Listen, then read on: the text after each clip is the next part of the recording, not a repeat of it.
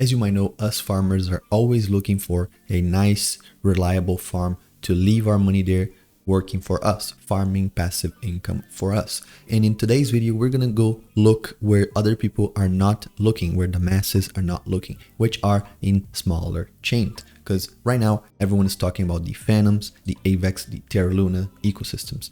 But what about the little guys that are growing very, very fast? Well, this is the case for Cronos. So today we're going to be taking a look at a platform on Cronos to see if it's worth and if it is a hidden gem for us to invest our money. Well, let's jump right into it.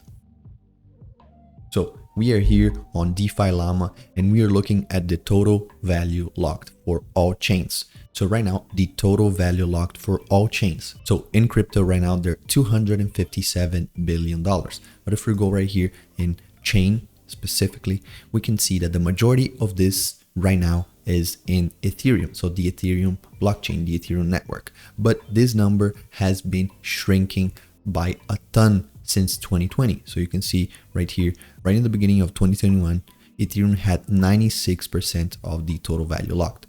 And right now they only have 60% of the total value of the market. And we can see smaller chains popping up and starting to grow really fast. So for example, now Terra and AVAX, they're fighting for second place. Then we have BSC, Phantom, Solana, and Polygon. And all these others that come after these are very little chains and they only have a small percentage of the overall money in the market, which is the case for Cronos. If we see right here, Cronos is only a $2.5 billion in TVL, but they have been growing fast and especially in amount of protocols. So I did a video on Cronos, I think it was November, and in November there was only one protocol and now we have 44 protocols already in Cronos, so inside the Cronos ecosystem, and it has been growing fast. And when I mean fast, I mean very fast.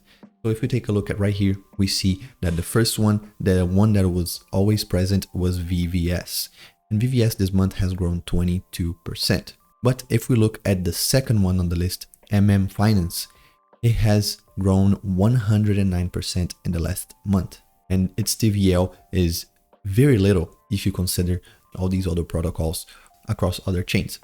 For it to be second one, but only having $387 million in total value locked is very little. So today we're going to be looking specifically at MMFinance. So let's take a look at their website. This is what you're going to get right here when you go on MMFinance. And in my opinion, MMF is a very complete platform because not only it is a DEX, but it explains right here, it has the most complete and holistic ecosystem on Cronos chain with its AMM and DEX, yield optimizer, and NFT. So it links everything right here. So they have games that are partnered with them. They have a launchpad. They have this Savannah, which is kind of like a Tomb Fork, but here on Cronos. Then they have the Vault and Earn. But today we're going to be looking at the farms. So we're going to go right here in Earn and Farms. So here we have the farms that it has to offer. So let's scroll through it, see a little bit if there's something that catches our eye. So we have the native token, which is MMF, which is the governance token for MMFinance. Then we have Crow, which is the Cronos token. So the native token for the ecosystem. So these are going to be the biggest ones you're going to find here in these farms. And the APY is very high right now because of it being a new project and on a new chain. So they are incentivizing people of investing their capital here, meaning whenever the liquidity goes up, this APR will not stay the same. This APR will only go down from here because as more people get into the pool, the percentage distributed to everyone will be diluted. So you're not going to be getting this APR for a long period of time. But in my opinion, it will stay consistent at around, for example, this MMF USD. I would say it will stay on the hundreds for a little bit. So if you get in early, you can farm this nice APR for a little while. So personally, in my opinion, I think this MMF USDC is great. It's great. Even if it goes down to 70%, I still think it is a great way for you to make passive income. So this would be where I would put my money personally, because right here on MMF Crow, both tokens are volatile. So they can go in opposite ways, and our impermanent loss will be a little bit higher than it will be, for example, in a LP pair with a stable coin. So I usually go for LP pairs with stable coins, and they're paying approximately the same. So it will be better for me, for my investments, to stay in this farm. Of course, if you are not bullish on this MMF token, which is the governance token here on the platform, you can go for a Crow USDC, which is paying you a nice 58% APR, which compounded, we're looking at a 79.4% APY. These are not auto compounders, so you might want to look for an auto compounder here on the Cronos ecosystem to see if they have these LP pairs right here, because if they do, you just create the LP pairs right here on MMF, and then you leave it auto compounding on this auto compounding platform. So you create the LP right here and you leave it staked somewhere else for it to auto compound for you. So now you might be telling, wait, farmer, what about impermanent loss? You were talking about impermanent loss. How much would I lose, and what are the risks? Because I know everyone hears impermanent loss and they go a little bit crazy. They get a little bit scared about losing their money. But in my opinion, impermanent loss, we should change its name, because it gives a bad impression to people. It should be called auto rebalancing or something like that, because people think impermanent loss is gonna kill every investment that they make. But again, if you do the calculations before, if you use an impermanent loss, you will see that it doesn't really matter if you are staking or not, and the token goes down, the token you are holding goes down. It doesn't matter if it is on a farm or not, you will lose money with it. But it does matter if it is on a farm. You can make more money than you are losing even if the coin goes down, which I'm going to show you right now to prove you that impermanent loss is sometimes used as an scapegoat for people that don't understand. So they're saying, no, this farm is bad because of impermanent loss. But no, you need to look at the data before. You can use an impermanent loss calculator to see what the worst scenario is and what the best scenario is. And I assure you, at the worst case scenario, you are losing way less than you would have lost if you just held these tokens by themselves. So let me prove that to you. Right now, let's take for example this MMF USDC. It's paying us 367% APR. We're going to be looking at the APYs in a little bit. So the token right now, the MMF token, is trading at 56 cents, and USDC of course is pegged to the dollar. So let's put that on an impermanent loss calculator. If we go right here, let me readjust these numbers because I was doing that before. So it was 5, 6, 7. And let's say it goes down in 1 year. So you farm for an entire year, it goes down 50%. So right here, it goes to 28 right here. Let's leave it right there. And token B, which is the stablecoin, it stays at $1. So in 1 year, token A goes from 56 cents to 28 cents. And let's say you put $1,000 in this liquidity pool right here. You put $1,000. So you would have to split this $1,000 into parts of 500. So 500 in MMF and 500 in USDC. It will be both $500. 1 year passes by. If you're just holding MMF and USDC, not the LP token, just both separately, you would have lost 25% of your capital. So instead of having $1,000, you would have $746.91. Now, if you were just holding the LP token without farming, so you won't be getting any fees from it, you would lose only 6% less than this.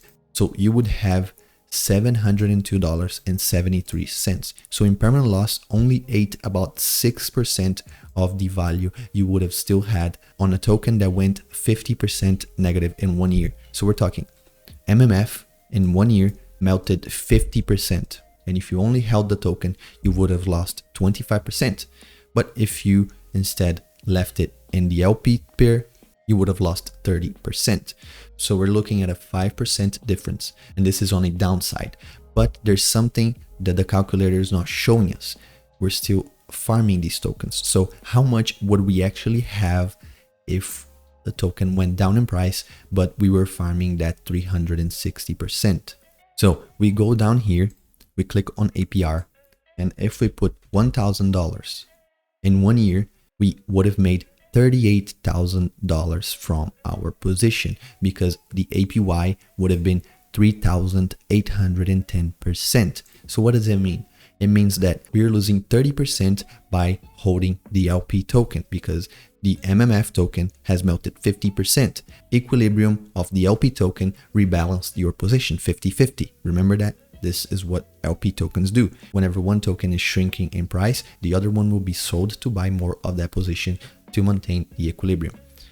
So you would have been 30% down on the LP token, but on the year, you would have been 3,810% up.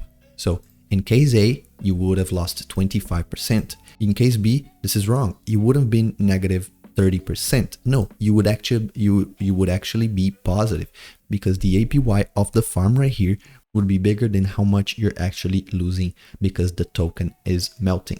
So you understand how insignificant impermanent loss was right here. So by the coin just going down, it doesn't really matter if you're holding it or not. It doesn't really matter if you're holding it separately or holding it in an LP farm because the difference is going to be only 5% for a 50% down. So imagine if it doesn't go 50% down. Imagine if it goes only 10% down. So it goes to, let's say, 49 cents. Look, the impermanent loss is only 0.27%.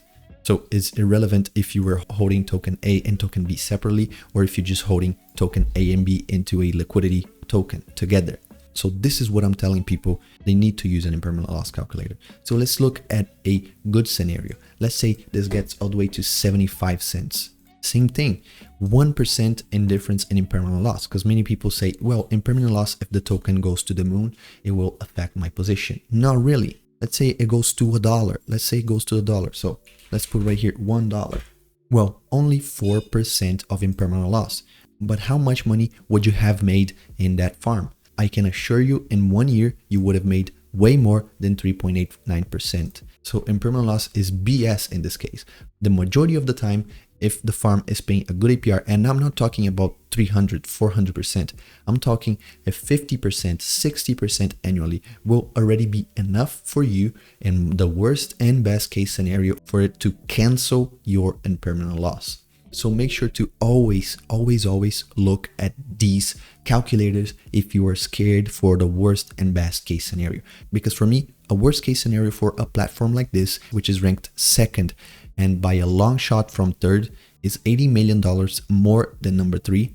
Of course, it's not even close to number 1, but it is very hard for me to think that this token will go back to 0. It is very hard for me to think so. My worst case scenario for it is for it to go to 20 cents, 26 cents, like I showed you, 50% loss. And if it goes to 50% loss, I can still be profitable with the farm if I keep farming for a decent period of time. So what I'm doing, I'm looking to go in, not to farm 1 month through months. I'm looking to farm the longest I can. So if the token happens to go down, I will be farming these LP tokens and gaining more than I'm losing. So I hope you guys get a clear picture of what actually means when people talk about impermanent loss, because the majority of the time people either don't know or they're scared about impermanent loss. But you shouldn't be that scared when you believe in the token or when the impermanent loss is irrelevant. So we're only talking about 70, 80, 90% meltdown of a token for it to be relevant, and especially if it is combined with a stablecoin. So if it is a volatile token and a stablecoin, you will have less impermanent loss than, for example, 2 volatile tokens. Because if one goes up and the other one goes down, you will suffer from a bigger impermanent loss, but which is not the case as I showed you before. So I hope this was insightful. And if it was, please comment down below. Tell me, what did you think about this farm, or what did you think about this impermanent loss tip that I gave you? I'm going to leave down below in the comments the impermanent loss calculator, so you can also use that. It's very simple to use. You just put the token A and B, the price at start, token A and B, the price in the future, and then you see how much is the difference between if you had held both of these tokens separately or if you were holding them in an LP pair. Again, thank you so much for watching. If you enjoyed the video, consider dropping a like. It helps the channel a lot, I can assure you. And if you really like the content, you can subscribe and turn on the notification bell so you won't miss these next videos. Anyways, I'll see you guys on Monday for another video and the live stream. So thank you so much. I'll catch you guys on the next episode. Peace.